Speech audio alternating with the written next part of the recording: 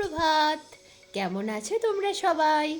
অনন্যার ব্লগসের আরও একটি নতুন ব্লগে তোমাদের সকলকে অনেক অনেক অনেক স্বাগত জানাই। আমরাও বেশ ভালোই আছি। আজ 8ই জুলাই সোমবার। সকালে উঠে এত সুন্দর একটা নীল আকাশ আর আকাশ ভরা রোদ দেখে মনটা খুশি হয়ে গেল। তারপর তাড়াতাড়ি করে স্নান সেরে চলে এলাম একেবারে। তারপর ভালো করে চুলটাকে বেঁধে নিচ্ছি, কারণ এতদিন ওয়েদারটা বৃষ্টিমুখর হলেও বেশ ঠান্ডা ঠান্ডা একটা ভাব ছিল। আজ যেহেতু ভীষণ রোদ উঠেছে, আজকে গরমটাও সেরকমই পড়বে, বোঝাই যাচ্ছে। সেই জন্যই চুলটাকে ভালো করে বেঁধেই নিলাম। তারপর মুখে সানস্ক্রিনটা ভালো করে মেখে নিলাম।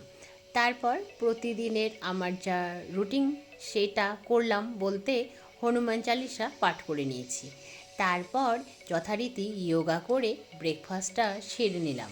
তারপর বিছানাটা গুছিয়ে ঘরের আসবাবপত্রগুলো মুছে নিলাম।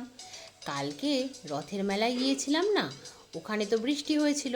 যদিও কালকে সারাদিনে বালুরঘাটে বৃষ্টির ছিটে ফোঁটাও ছিল না। বালুরঘাটের রথযাত্রা বেশ ভালোই ছিল, বৃষ্টিহীন। কিন্তু আমি তো গিয়েছিলাম উত্তরবঙ্গের প্রাচীনতম রথযাত্রা দেখতে, বিনশিরায়। ওখানে তো আমি যাওয়ার কিছুক্ষণের মধ্যেই বৃষ্টিপাত শুরু হয়ে গিয়েছিল। আর এত কাদা হয়েছিল যে কি বলবো। অত কাদার মধ্যে আমি জীবনে কখনো হাঁটিনি। কালকে হেঁটেছিলাম, বল ভরসা একটাই ছিল যে সোনা আমার হাত শক্ত করে ধরেছিল। ওই কাদার মধ্যে হেঁটে আমার জুতোটার যেমন দশা দাঁড়িয়েছিল, ঠিক সেরকমই দশা দাঁড়িয়েছিল আমার ড্রেসটার। তো যাই হোক, অত কাদার মধ্যে জুতোটা কিন্তু একবারও স্লিপ করেনি। এটা ছিল একটা আশীর্বাদ স্বরূপ। স্লিপ করলে তো নির্ঘাত ওই কাদার মধ্যে পড়ে যেতাম আমি। ও মাই গড! যাই হোক, ভগবানের অশেষ দয়ায় আমি পড়ে যাইনি আর জুতোটা স্লিপ করেনি। কিন্তু কাদায় জুতোটা মাখামাখি হয়ে গিয়েছিল। তারপর রাস্তার ধারের একটা টিউবওয়েল থেকে পাটাকে ধুয়েছিলাম, জুতো সমেত। তো বাড়িতে এসে জুতোটা তো ভিজে একদম অস্থির হয়ে গিয়েছিল, তাই জুতোটাকে একধারে রেখেছিলাম। আজকে সকালে রোদ দেখেই মনটা তো ভালো হয়ে গিয়েছিল, তাই সার্ফ জলে ডুবিয়ে ভালো করে জুতোটাকে পরিষ্কার করে ছাদে দিয়ে এসেছি একেবারে। হয়তো একদিনে শুকোবে না, না শুকোক, সেটাতে কোনো ব্যাপার নেই, কিন্তু জুতোটা পুরোপুরি পরিষ্কার হয়ে গেল এই বাহানায়। এটাই হচ্ছে বড় ব্যাপার। আর ওই যে কারি পাতার গাছটা অতিরিক্ত বৃষ্টিতে নুয়ে পড়েছিল প্রাচীরের ওপরে, বৃষ্টি হওয়ার জন্য আর সান্ত্বনা দিদি ছুটি নেওয়ার জন্য কিছুতেই তো গাছটার ব্যবস্থা করা হয়ে উঠছিল না। তো আমি আজকে গাছটাকে অবশেষে দা চালিয়ে কেটে ফেললাম। হ্যাঁ, কাটতে ভীষণ কষ্ট হচ্ছিল, কারণ এই গাছ কাটার প্র্যাকটিস সেভাবে দেখতে গেলে আমার নেই। আর হয়তো বেশিরভাগ মেয়েদের এই প্র্যাকটিস থাকেও না। কিন্তু ওই যে, যার বাবা অসুস্থ তাকে তো সব দায়িত্ব নিতেই হয়। তো অনেকবারের চেষ্টায় শেষ পর্যন্ত গাছটাকে আমি কাটতে পেরেছি। আর যে অংশটা ঠিকঠাক আছে সেটিকে তো রেখে দিলাম। তারপর ওই কাটা অংশটা যেখানে ময়লা ফেলার জায়গা সেখানে নিয়ে গিয়ে ফেলে এলাম। তারপর হাত পা ভালো করে ধুয়ে ফ্রেশ হয়ে রান্নাঘরে এসে দেখছি মায়ের সবজি কাটা কমপ্লিট। তাই ভাবলাম আর দেরি না করে রান্নাবাড়ি শুরুই করে দিই। আর একটা খুশির খবর হলো, সান্ত্বনা দিদি আজকে কাজে এসেছে। এটা একটা আনন্দের ব্যাপার। যদিও প্রচণ্ড লেট করে, প্রায় দুপুর 1টার সময় কাজে এসেছে, কিন্তু এসেছে। এতেই আমরা বড্ড খুশি, শান্তি পেলাম বাবা। এইবার কিন্তু সান্ত্বনা দিদি নিজের কথা রেখেছে। 5 দিন বলেছিল ছুটি নেবে, 5 দিনই ছুটি নিয়েছে। আজকে সকাল থেকেই সব কিছু বেশ ভালো হচ্ছে।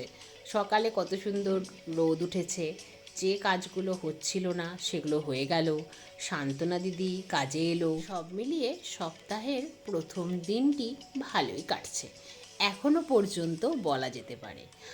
আর সোমবারের মেনুতে রয়েছে ভাত, উচ্ছে বেগুন ভাজা, মাছ আর মাছের ডিমের বড়ার ঝোল, আর মাছের মাথা দিয়ে চাল কুমড়োর ঘন্ট। এই রান্নাবাড়ি হচ্ছে। আজ যেহেতু প্রচণ্ড রোদ উঠেছে, সেই জন্য প্রচণ্ডই গরম লাগছে। আজকে সকালে উঠে প্রথমে আমার মধ্যে কোনো এনার্জি ছিল না বললেই চলে। কারণ হঠাৎ করে কেন বলতে পারবো না, আমার ডান হাত ভীষণ যন্ত্রণা করছে, আমি জানি না কেন। তারপরে ভলিনি স্প্রে করলাম। ভলিনি স্প্রে করার সাথে সাথে তো জায়গাটা ঠান্ডা হয়ে যায়, তো তাতে করে ব্যথাটা কম অনুভূত হয়। তো সেই হাত নিয়েই আপাতত আমি চালিয়ে যাচ্ছি আমার কাজকর্ম। আমি জানি না কতটা কি হতে পারবে। তার মধ্যে মা ডিসাইড করেছে কালকে মা মঙ্গলচণ্ডীর ব্রত করবে। মা সারা বছরই মঙ্গলচণ্ডীর ব্রত করতে থাকে, মাসে একটা করে। আর আমি আর মা বৈশাখ মাসের সব মঙ্গলবারে মঙ্গলচণ্ডীর ব্রত করে থাকি, আর জ্যৈষ্ঠ মাসের দুটো। তারপর আষাঢ় থেকে চৈত্র মাস পর্যন্ত মা প্রতি মাসে একটি করে মঙ্গলবারে মা মঙ্গলচণ্ডীর ব্রত করে উপবাস রাখে। এটাই আমি ছোটবেলা থেকে দেখে আসছি। মা সারা বছরে যে ব্রত আর উপবাস করে, সেই উপবাসী হয়ে আমায় থাকতে দেয় না। আমি শুধু ওই বৈশাখ আর জ্যৈষ্ঠ মাসেই উপবাসী হয়ে থাকি। কিন্তু কাল তো বিপত্তারিণীর ব্রত রয়েছে, আমরা সেইভাবে স্ট্রিক্টলি বিপত্তারিণীর ব্রত পালন না করলেও 13 রকমের 13টা মিষ্টি দিয়ে মা বিপত্তারিণীর নামেও পুজো দেই, আর লাল সুতো পুজো দিই। তারপরে সে লাল সুতোকে ধাগার আকারে গড়ে হাতে পরি। এতেই ভালো লাগে, মনে হয় মা বিপত্তারিণী দুর্গা সবসময় আমাদের রক্ষা করছেন। কারণ মা মঙ্গলচণ্ডীও চণ্ডী বলতে দুর্গা, মা বিপত্তারিণীও বিপত্তারিণী দুর্গা, একই ব্যাপার। তো সেই মতোই আমরা হয়তো 13 রকমের ফল 13 রকমের ফুল দিয়ে সেইভাবে স্ট্রিক্টলি পালন করি না মা বিপত্তারিণীর ব্রত উপবাস, কিন্তু এইভাবে করে থাকি। তো মা বলছে কালকে করলে আমার মঙ্গলচণ্ডীটাও হয়ে যাবে আর বিপত্তারিণীর পুজো দেওয়াও হয়ে যাবে, এক ঢিলে দুই পাখি। তাই ভাবলাম করেই ফেলবো কালকেই। আমি তো যাব মন্দিরে পুজো দিতে, তো ঠিকই আছে। তো সেই মতোই আজকে আবার বাজারে যেতে হবে, কারণ মিষ্টি ফল এসব তো কিনে আনতে হবে। তার সাথে আরও কিছু মুদিখানার বাজার লাগবে। বেশিরভাগ বাজারটাই তো আমরা স্মার্ট বাজার থেকে করি, কিন্তু আজ যেহেতু বড় বাজারে যাব, তাই পরিবার যে দোকানটি রয়েছে সেখান থেকেই টুকিটাকি যেটুকু ভীষণ এসেনশিয়াল সেইটুকুই কিনে আনবো ভাবছি। রান্নাবাড়ি কমপ্লিট হয়ে গেছে। তারপরে গ্যাসটাকে পরিষ্কার করে নিয়েছি। তারপরে তো লাঞ্চ করে নিলাম। তারপরে এই আধ ঘন্টা মতো রেস্ট করলাম। তারপরে এলাম ছাদে, শুকনো জামা কাপড়গুলো তুলে ভাঁজ করে নিলাম। তারপরে গাছগুলোতে জল দিলাম।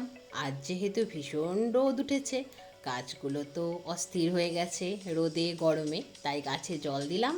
তারপর রেডি হয়ে চলে এলাম বাজারে। বাজারে আজ তেমন ভিড় নেই। সবাই বলছে যেহেতু প্রথম দিন বিপত্তারিণীর ব্রত মঙ্গলবার দিয়ে শুরু হলো, তাই বেশিরভাগ মানুষই নাকি শনিবার দিন ব্রত ও উপবাস করবেন, তাই শুক্রবারে বাজারে নাকি বেশি ভিড় হবে। এতে করে আমার জন্য বেশ ভালোই হলো, ভিড়টাও কম ছিল, ফাঁকায় ফাঁকায় বাজার করে নিলাম। কালকে মন্দিরে যদি ফাঁকায় ফাঁকায় পুজোটা দিতে পারি, তাহলে তো সোনাই সোহাগা। বুড়ি কালী মায়ের মন্দিরের সামনে দিয়ে মাস্টার স্টলে এসে মিষ্টি কিনলাম কালকের পুজোর জন্য। তারপরে ভাবলাম সিঙ্গারা নিয়ে যাই, সান্ধ্যকালীন চায়ের সাথে খাওয়া যাবে। বাড়ি ফিরে চা দিয়ে সিঙ্গারা খেলাম।